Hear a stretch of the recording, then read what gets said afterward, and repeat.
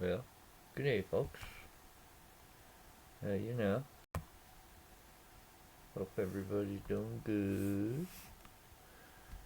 Huh? There's a little video I'd like to share.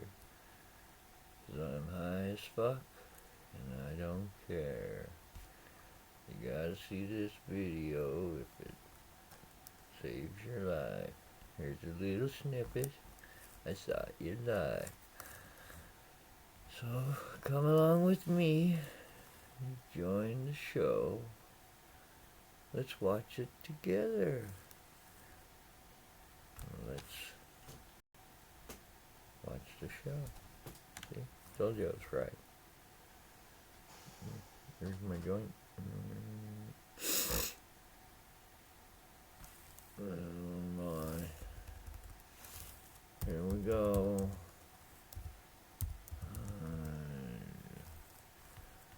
Hide.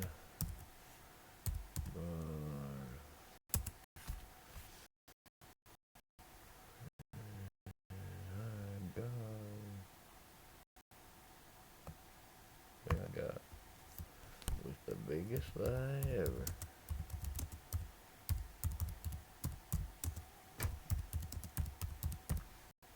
Right, that one. Look at it. Look at it. There it is. Right there. This is a Reader's Digest version containing many of the interesting parts of the flat Earth theory. Those who have already started seeing things with new eyes will be mostly a recap, but there could be a few angles you haven't looked at. For the rest of you who are new to this, first question is invariably, is this a joke? Because it's a joke, right? Right? Gotta be a joke. And that's where we start, because it's one of our two basic childhood facts. 1 + 1 = 2, and the Earth is a globe. Right? The Earth is a globe. First thing you're taught. They even got that. I remember. We even had one in our classroom. It was there. I seen it. We're taught this before almost everything else, and that right there should give you a clue on how serious this secret is. But for those who have forgotten their history, here's the modified Men in Black version.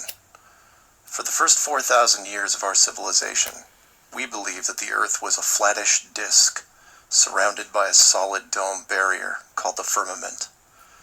All of the 5 major religions had their own version of this, and the churches enforced the belief. Then, around 1514, a man named Copernicus created... And that's what they teach us. A man named Copernicus.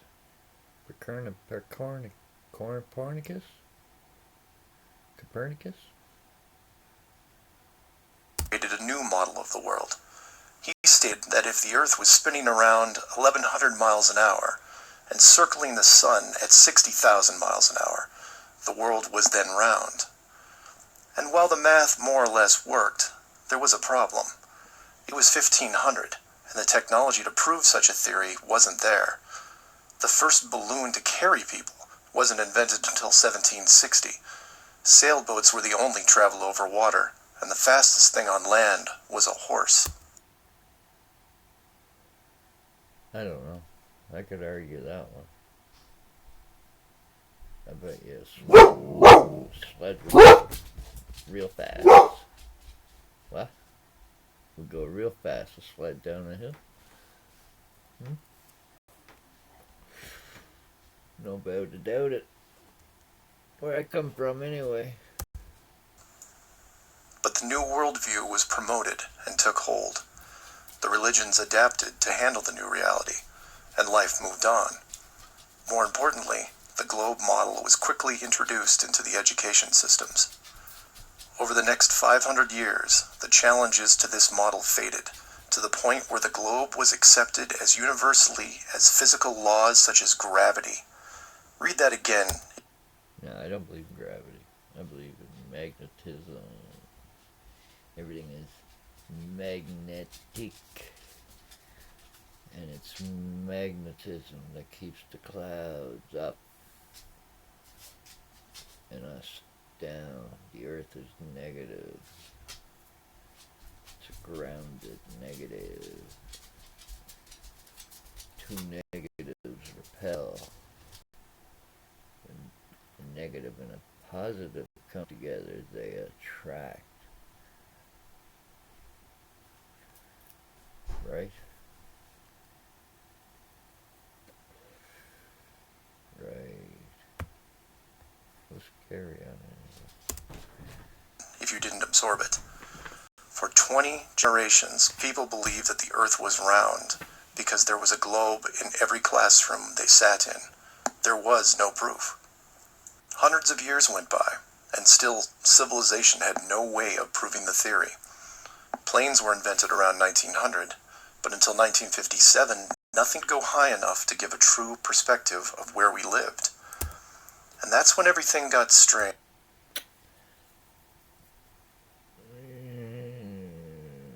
I don't know.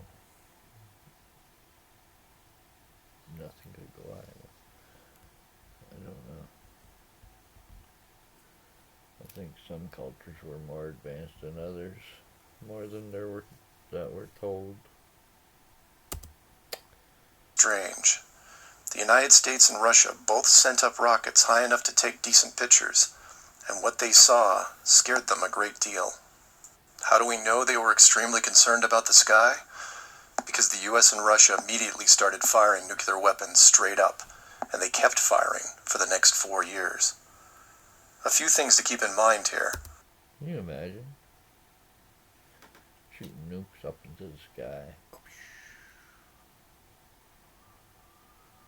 And them winds way up there. I bet you there's still fucking hydrogen floating around up there and nuclear fallout.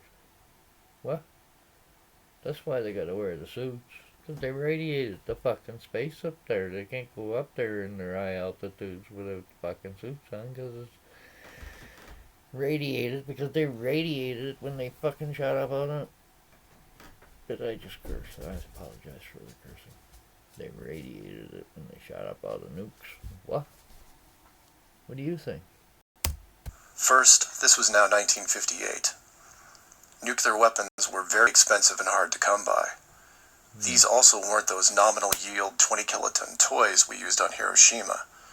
This was high kiloton to low megaton, and we couldn't get them up fast enough. Bang. And the strangeness continued in other places. In 1959, only a year into the atmosphere bombardment, 10 nations, including the United States, made Antarctica off-limits to any colonization. A treaty was put in place, and to this day remains intact. I think it's up soon. The treaty ends when? 2030? 2030?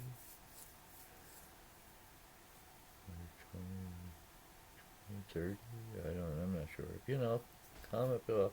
Well, fuck it. Did it again. Do not curse. The curse words are what they are. Curses. And they bring evilness upon you. Try not to curse, but I'm really high right now. And I'm on this YouTube crap. Anyway. 50 nations now have signed off on this treaty. Do you know any treaty that has lasted that long between all industrialized nations?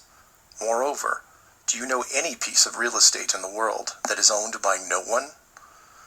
You would think at the very least one of the large oil companies would use their huge financial resources to explore this region, and yet they don't even petition the idea. The short version of the discovery is this. By 1958, the military had discovered the very solid upper and outer edges of our world, and had to create a way to put up do not enter signs without looking obvious. It was tricky. Who the fuck wants to go below the -40s anyway? Lord Jesus, or whatever they are, the roaring 40s or roaring 50s. Jesus Murphy. Roaring 60s. The swells alone will swallow you up, but why would you want to go there anyway? -70. Like, there's not even reality in that whole, you know? Minus frickin' 70. Average. You actually, I, I, I doubt they're even down there. I doubt if they got to someplace. That's why yeah, probably on the most northernest tip of each land crop that reaches in towards the north. Because it's so freaking cold down in there in the zeros, -70. Your nose would freeze, and these guys are down there going on like blah blah. I just, the more you think about it, the more like impossible. Like things wouldn't even function. They would just snap and freeze, wouldn't they? I don't know. Seems kind of ludicrous. Hold on, we only got 3 minutes left here. But if there's one thing I've learned about the authority, it's that nothing is left to chance. Most of the work had already been done for them, so their job was primarily in the details.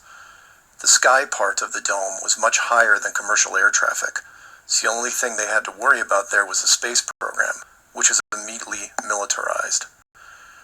The outer border had the natural benefit of not only an extensive ocean, but a scaling decrease in temperature and a steady increase in iceberg frequency to discourage ships, all leading to a permanently frozen landmass that could not be used for any form of agriculture. Yeah, it's like -70. How can you use it for anything? Like, holy frick.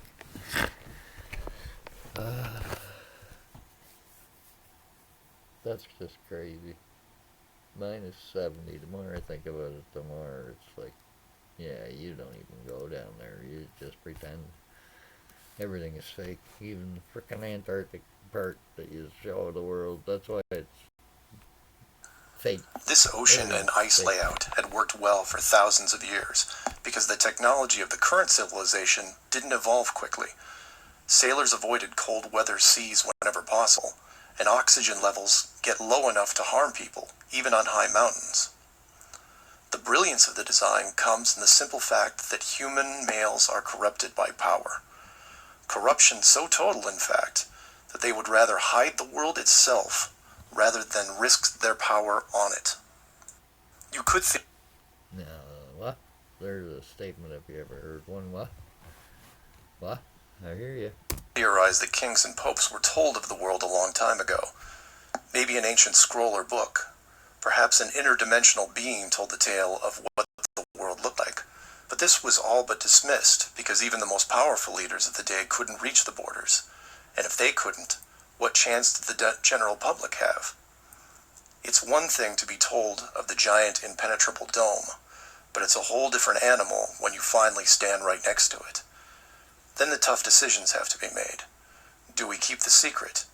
And how far are we willing to go to keep the status quo?